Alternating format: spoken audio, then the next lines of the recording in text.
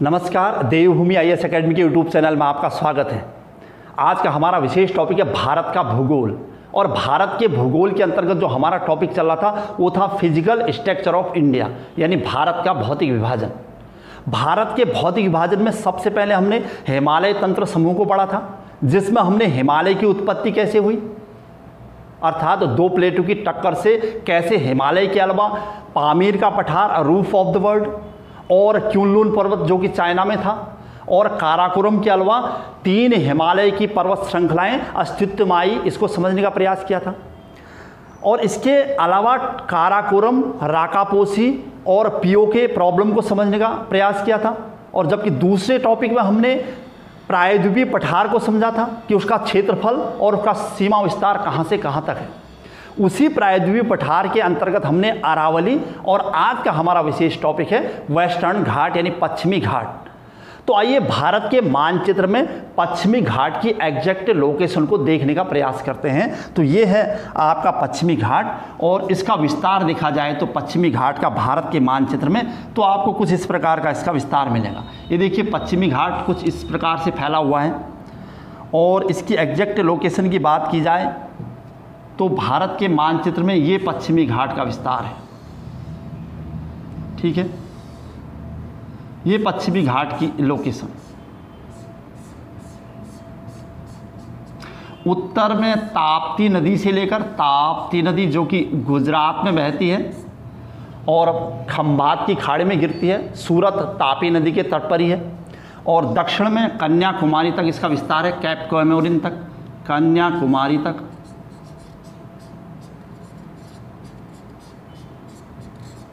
ठीक है, ये था पश्चिमी घाट। उत्तर में ताप्ती नदी से लेकर दक्षिण में कन्याकुमारी तक है और इसकी कुल लंबाई लगभग 1600 किलोमीटर है। अगर लंबाई की बात की जाए तो 1600 किलोमीटर है, 1600 किलोमीटर। ठीक है, अच्छा, इसके अलावा एक और अच्छा प्रश्न इससे बनता है कि लगभग 16 डिग्री अक्षांश रेखा इसके बीचों बीच से होकर गुजरती है। ये देखिए 16 डिग्री नॉर्थ लैटिट्यूड यानी 16 डिग्री अक्षांश रेखा इस पश्चिमी घाट को दो बराबर भागों में बांटती है। ठीक है, तो पश्चिमी घाट से जो हमारे शुरुआती प्रश्न हैं कि पश्चिमी घाट उत्तर में ताप्ती नदी से लेकर दक्षिण में कन्याकुमारी तक है। दूसरा, पश्चिमी घाट का विस्तार यानी इसकी लंबाई लगभग 1600 किलोमीटर है। तीसरा कि 16 डिग्री अक्षांश रेखा यानी 16 डिग्री लैटिट्यूड पश्चिमी घाट को दो बराबर भागों में बांटता है। ठीक है, आइए इसे थोड़ा डिटेल समझने का प्रयास करेंगे इस मानचित्र के माध्यम से। यह है पश्चिमी घाट, यानी भारत के मानचित्र में अगर पश्चिमी घाट की स्थिति देखी जाए तो आप कुछ इस प्रकार का आपको देखने को मिल सकता है। तो ये देखिए पश्चिमी घाट, ये पश्चिमी घाट की लोकेशन है। इससे बहुत सारी ऊंची चोटियां इस पश्चिमी घाट में हैं। और इस पश्चिमी घाट का अगर विशेष मानचित्र आपको देखना है तो ये जो पश्चिम का पोर्शन है यहाँ आप देख सकते हैं इस पश्चिमी घाट। ठीक है, अगर इस पश्चिमी घाट के विस्तार की बात की जाए तो ये है पूरा पश्चिमी घाट। और इस पश्चिमी घाट की लंबाई की बात हो रही थी, ये लगभग 1600 किलोमीटर की बात हो रही थी कि भैया 1600 किलोमीटर जो उत्तर में ताप्ती नदी से लेकर दक्षिण में कन्याकुमारी तक फैला है। ठीक है, अच्छा, इसी में एक प्रश्न और था कि 16 डिग्री अक्षांश रेखा, ये 16 डिग्री अक्षांश रेखा की बात हो रही थी। 16 डिग्री नॉर्थ लैटिट्यूड इसे दो बराबर भागों में बांटती थी। अच्छा, इसके अलावा जो इससे संबंधित प्रश्न बनते हैं कि भैया जो पश्चिमी घाट है इसका विस्तार भारत के कितने राज्यों तक है। तो इसके लिए हमें एक और मानचित्र के माध्यम से इसका विस्तार देखना होगा। पश्चिमी घाट को भूगोल वेत्ताओं ने कुछ इस प्रकार से डिवाइड किया है। ये पश्चिमी घाट का सबसे उत्तरी भाग है और जिसे हम उत्तरी पश्चिमी घाट कह सकते हैं, यानी सबसे उत्तर का पश्चिमी घाट जो कि महाराष्ट्र में है, जिसे सह्याद्री के नाम से भी जाना जाता है। ये देखिए महाराष्ट्र। दूसरा, कर्नाटक और गोवा में फैला हुआ ये है सेंट्रल वेस्टर्न घाट यानी मध्यवर्ती वेस्टर्न घाट। ये देखिए इसका विस्तार कर्नाटक के अलावा गोवा में भी देखा जा रहा है। और तीसरा है नीलगिरी, ये नीलगिरी है अलग से, नीलगिरी माउंटेन पर्यटन के लिहाज से सबसे महत्वपूर्ण और भारत का पहला बायोस्फीयर रिजर्व क्षेत्र और सबसे दक्षिणी भाग है, ये भी पश्चिमी घाट का ही भाग होगा, लेकिन इसे दक्षिणी पश्चिमी घाट कहो या अन्नामलाई की पहाड़ियाँ या फिर दक्षिण में जाएंगे तो इलायची की पहाड़ियों के नाम से जाना जाता है। तो ये संपूर्ण पश्चिमी घाट का ही विस्तार है कहीं न कहीं, ठीक है। तो इसको अलग अलग भागों में बांटा गया है कि सबसे उत्तरी पश्चिमी घाट, सेंट्रल और नीलगिरी, और दक्षिण में दक्षिणी पश्चिमी घाट, ठीक है। आइए चलते हैं इसके विस्तार के अलावा जो प्रश्न इसमें बनने की संभावना रहती है कि पश्चिमी घाट का विस्तार भारत के कितने राज्यों तक है। तो राज्यों की बात की जाए अगर पश्चिमी घाट में, तो आपको दिखाई दे रहा होगा ये पश्चिम में सबसे पहले गुजरात में फैला हुआ है पश्चिमी घाट, एक राज्य हो गया। दूसरा और कौन सा राज्य, तो ये महाराष्ट्र है, दूसरा राज्य दूसरे में फैला हुआ ये महाराष्ट्र देखिए। तीसरा ये गोवा तक इसका विस्तार है, तो तीसरा गोवा हो सकता है इसमें। और चौथा ये कर्नाटका, तो चौथा राज्य इसमें कर्नाटक है। इसके अलावा अन्य राज्य की बात करूंगा तो ये केरला यानी पांचवा राज्य, यानी जहां इसका विस्तार होना है, और थोड़ा बहुत इसका नाम है, ये छठा राज्य है तमिलनाडु, और ये है 6। यानी पश्चिमी घाट का विस्तार भारत के कितने राज्यों तक है, तो आप कह सकते हैं भारत के 6 राज्यों तक इसका सीमा विस्तार है। और इसमें भी सबसे ज़्यादा सीमा विस्तार आपको अनुमान दिखाई दे रहा होगा कि महाराष्ट्र और कर्नाटक में इसका सर्वाधिक विस्तार है। इसके अलावा केरल में भी इसका विस्तार काफ़ी दिखता है, तमिलनाडु में नीलगिरी पहाड़ी ही इसका भाग है। अच्छा, इससे संबंधित यानी पश्चिमी घाट से संबंधित जो प्रश्न बनने की संभावना रहती है, तो उसमें अगर आपको देखिएगा कि पश्चिमी घाट को कितने भागों में बांटा गया है, तो इसके लिए आपको भारत के मानचित्र की मदद से ये देख सकते हैं कि पश्चिमी घाट का जो विस्तार हुआ है, इस पश्चिमी घाट को अगर और इसके अलग अलग भागों के रूप में देखा जाए तो कुछ इस प्रकार देखने को मिलेगा आपको पश्चिमी घाट का विस्तार। ये देखिए पश्चिमी घाट, और ये गुजरात से लेकर इसके सीमा विस्तार की बात करूँगा तो ये देखिए पश्चिमी घाट, ये कुछ इस प्रकार का। सबसे उत्तर की ओर इसे सह्याद्री कहा जाता है। ये देखिए ये पश्चिमी घाट है, टोटल पश्चिमी घाट ही होगा, 1600 किलोमीटर का फैला हुआ पश्चिमी घाट ही होगा, लेकिन यहाँ पर होगा नीलगिरी। ये देखिए नीलगिरी, इसके अलग अलग भाग हैं जो। और दक्षिण की ओर जाओगे तो नॉर्थ ईस्ट की ओर पालनी की पहाड़ी मिल जाएगी आपको, जो कि तमिलनाडु में है, तमिलनाडु का प्रसिद्ध पर्यटन स्थल, जो कि धीरे धीरे हम आगे बढ़ते रहेंगे। और इसके अलावा अन्नामलाई की पहाड़ियाँ यहाँ पर हैं, अन्नामलाई की पहाड़ी है जो केरल में और तमिलनाडु में फैली हुई है।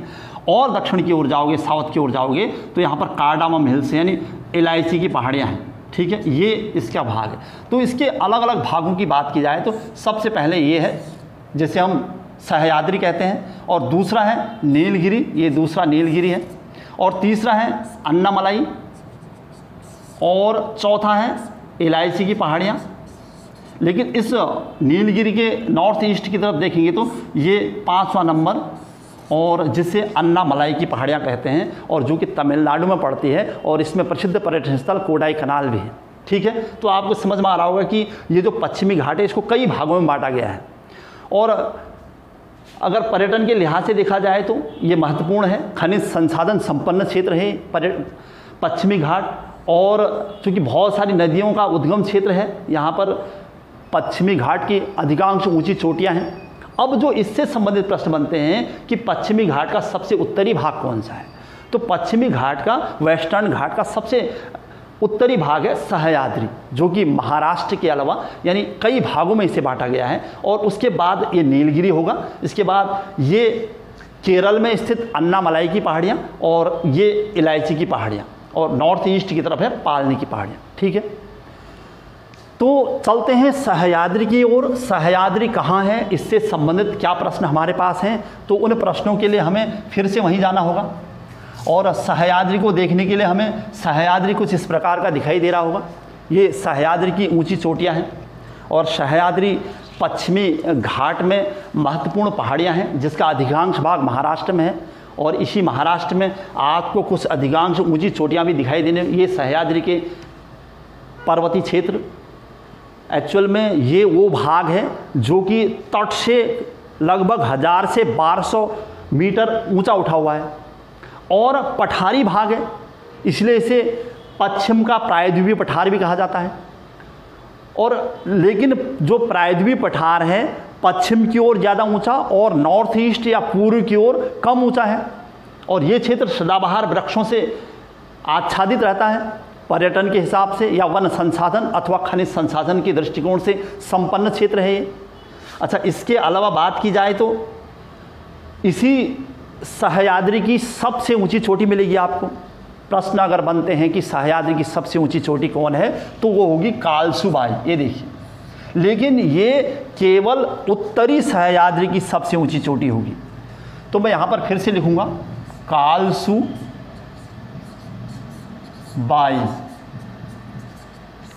और इसकी हाइट बता रहा है 1646 मीटर। ठीक है, ये उत्तरी सह्याद्री की सबसे ऊंची चोटी है, उत्तरी सह्याद्री। राज्य लोक सेवा आयोग या संघ लोक सेवा आयोग यूपीएससी में जो क्वेश्चन की डिमांड रहती है, अगर पश्चिमी घाट की सबसे ऊंची चोटी पूछता है या पश्चिमी घाट का सबसे उत्तरी भाग पूछता है तो सह्याद्री, और उत्तरी सह्याद्री की सबसे ऊंची चोटी पूछता है तो कालसुबाई। ठीक है, लेकिन जो सह्याद्री का भाग है वो महाराष्ट्र के अलावा कर्नाटक वगैरह में भी है। तो कर्नाटक में भी कुंद्रेमुख जैसी ऊंची चोटियां हैं इसके अंतर्गत, जो इससे भी अधिक ऊंची चोटियां हैं। खैर, कालसुबाई के अलावा जो अन्य ऊंची चोटियां यहाँ देखने को मिलेंगी, ये आपको सालहेर, जो कि गुजरात और महाराष्ट्र की सीमा पर है, ये है सालहेर।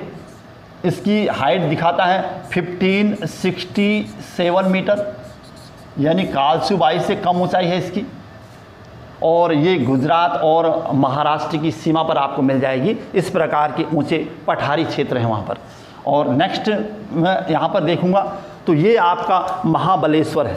महाबलेश्वर जो कि महाराष्ट्र में पड़ता है, ये महाबलेश्वर महाराष्ट्र, ये कहीं न कहीं सभी के सब उत्तरी सह्याद्री की ऊंची चोटियाँ दिखाई दे रही होंगी आपको। ठीक है, अच्छा, मध्य सह्याद्री के अंतर्गत बात की जाए तो उत्तरी सह्याद्री में ही आपको अजंता एलोरा की पहाड़ियाँ दिखाई देंगी, जो कि औरंगाबाद यानी महाराष्ट्र के औरंगाबाद में है। और इतिहास से संबंधित टॉपिक है कि अजंता की गुफाएं किसने बनाई, गुप्त काल या वाकाटक वंश में इनका निर्माण काल हुआ, फिर राष्ट्रकूट वंश का साम्राज्य विस्तार रहा महाराष्ट्र में, और उन्होंने एलोरा यानी पत्थरों को काट काट कर एलोरा की गुफाएं बनाई। तो ये अजंता एलोरा महाराष्ट्र में, ये भी उत्तरी सह्याद्री का ही भाग है। और इसमें ये है हरीशचंद्रा की पहाड़ियाँ, और ये हरीशचंद्रा हिल्स हैं, ये भी महाराष्ट्र में पड़ते हैं। और मैं यहाँ पर हरीशचंद्र की पहाड़ियाँ करके प्रश्न बनता है कभी कभी, तो हरीशचंद्र पहाड़ी, अगर हरीशचंद्र पहाड़ी की बात करेगा तो भी महाराष्ट्र ही होगा। ठीक है, तो ये है आपका अजंता एलोरा।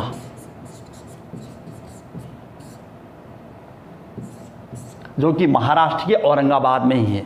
इसके अलावा सह्याद्री के भागों की बात की जाए तो मध्य सह्याद्री की ओर अगर आप आओगे तो मध्य सह्याद्री में गोवा के अलावा कर्नाटक का अधिकांश भाग आता है। और मध्य सह्याद्री की भी औसत ऊंचाई 1200 मीटर तक ही है, लेकिन पश्चिमी घाट में इससे कई अधिकांश ऊंची चोटियां हैं। कालसुबाई, सहलेर और महाबलेश्वर के अलावा ये कुंद्रेमुख है, और ये कर्नाटक की सबसे ऊंची चोटियों में है। अगर कुंद्रेमुख मध्य सह्याद्री की सबसे ऊंची चोटी इसे कहा जाना चाहिए, और कुंद्रेमुख की औसत ऊंचाई की बात कहेंगे तो हमें 1892 के आसपास इसकी औसत ऊंचाई मिलेगी, जो कि कर्नाटक में है। और ये कुंद्रेमुख है कर्नाटका। ठीक है, मध्य सह्याद्री की सबसे ऊंची चोटी, पर्यटन स्थलों में भी, और इससे कई नदियों का उद्गम होता है। इसके अलावा अगर दक्षिण की ओर जाया जाए, जैसे ही सह्याद्री नीलगिरी के तट पर या नीलगिरी की पहाड़ी पर समाप्त होती है तो वहाँ पर शुरू हो जाती है हमारी नीलगिरी की पहाड़ी। नीलगिरी वो क्षेत्र है जो तमिलनाडु के अलावा कर्नाटक और केरल में भी पड़ता है। और बायोस्फीयर रिजर्व के हिसाब से देखा जाए तो 1986 में नीलगिरी को भारत का पहला बायोस्फीयर रिजर्व घोषित किया गया था, और तब से लेकर बायोस्फीयर रिजर्व भारत में लगातार घोषित किए जाते रहे, और संभवतः 18 बायोस्फीयर रिजर्व घोषित किए जा चुके हैं। ये था वो नीलगिरी की पहाड़ी। तो प्रश्न जो नीलगिरी की पहाड़ी से बनते हैं कि नीलगिरी की पहाड़ी की औसत ऊंचाई, तो हालांकि ये भी पश्चिमी घाट या फिर पश्चिमी घाट का वो महत्वपूर्ण भाग है जो कि दक्षिण में ज़्यादा ऊंचा है। और इसी नीलगिरी के अंतर्गत आपको प्रसिद्ध पर्यटन स्थल मिल जाएगा ऊटी। ये है उटक मंडलम नाम से फेमस प्रसिद्ध पर्यटन स्थल ऊटी, जो कि तमिलनाडु में होगा। ठीक है। अच्छा, दूसरा प्रश्न कि नीलगिरी की सबसे ऊंची चोटी कौन है, तो आप कहेंगे दोदा बेट्टा। दोदा बेट्टा। नीलगिरी से जो हमारे पास प्रश्न उठ रहे हैं वो इस प्रकार के प्रश्न हैं कि नीलगिरी कितने राज्यों की सीमा पर है, तो आप कहेंगे नीलगिरी 3 राज्यों की सीमा पर है, कर्नाटक, केरल और तमिलनाडु। लेकिन नीलगिरी की पहाड़ी में प्रसिद्ध पर्यटन स्थल ऊटी कहाँ है, तो तमिलनाडु में। अच्छा, नीलगिरी की सबसे ऊंची चोटी कौन है, तो दोदा बेट्टा। संभवतः दक्षिण भारत की दूसरी सबसे ऊंची चोटी भी है दोदा बेट्टा। और इसकी औसत ऊंचाई की बात करूंगा तो लगभग 36 मीटर इसकी औसत ऊंचाई है। लेकिन ये दक्षिण भारत की सबसे ऊंची चोटी नहीं है, या फिर पश्चिमी घाट की सबसे ऊंची चोटी नहीं है, जबकि पश्चिमी घाट की सबसे ऊंची चोटी केरला में अनाईमुडी होगी। अच्छा, नीलगिरी से जो प्रश्न यहाँ पर बनने की संभावना रहती है कि इसी नीलगिरी की पहाड़ी में एक जनजाति निवास करती है, टोडा, जिसमें उत्तराखंड के जौनसार जनजाति के पैरेलल या के समानांतर बहुपति विवाह प्रचलित है। और इससे संबंधित जो प्रश्न बनने की संभावना रहती है कि पश्चिमी घाट और पूर्वी घाट के मिलन स्थल पर क्या है, तो वो नीलगिरी है। ठीक है। और नीलगिरी किस प्रकार का पर्वत है या किस प्रकार का पर्वतीभाग है, तो ये ब्लॉक माउंटेन का उदाहरण है, यानी घनसोत्थ पर्वत या ब्लॉक माउंटेन का सबसे अच्छा उदाहरण भारत में अगर देखा जाए तो वो नीलगिरी पर्वत होगा। ठीक है। तो कई प्रश्न हमें नीलगिरी से बने। आइए चलते हैं नीलगिरी के बाद की स्थिति क्या है। तो ये नीलगिरी बायोस्फीयर रिजर्व आपको देखने को मिलेगा, जो कि 3 राज्यों में विस्तृत है और भारत का पहला बायोस्फीयर रिजर्व है। इसके अलावा जो यहाँ पर प्रश्न है, नीलगिरी के दक्षिण की ओर अगर आप जाएंगे, तो मैंने आपको बताया था कि नीलगिरी के दक्षिण की ओर अगर जाया जाए तो आपको उसके दक्षिण की ओर केरल दिखाई देगा। और केरल में हम लोग समझने का प्रयास कर रहे थे कि ये नीलगिरी था, ये है अनाईमुडी या अन्नामलाई की पहाड़ियाँ। अन्नामलाई की जो पहाड़ी है ये केरल में है, या इसके अलावा इसके बॉर्डर में है अन्नामलाई। ठीक है। तो इसका अधिकांश भाग केरल में है। तो इसी अन्नामलाई की एक ऊंची चोटी है अनाईमुडी। ये अनाईमुडी का क्षेत्र है और उसी के अंतर्गत अन्नामलाई की पहाड़ियाँ और अनाईमुडी की पीक, यानी अनाईमुडी का पर्वत। यही वो चोटी है जो दक्षिण भारत की पश्चिमी घाट की सबसे ऊंची चोटी है। और ये आपके राज्य के हिसाब से देखा जाए तो केरल और तमिलनाडु की सीमा पर है। और इसकी हाइट की बात करेगा तो 2695 मीटर इसकी हाइट है। ठीक है। 2695 मीटर हाइट है इसकी, जो दक्षिण भारत की या पश्चिमी घाट की सबसे ऊंची चोटी है।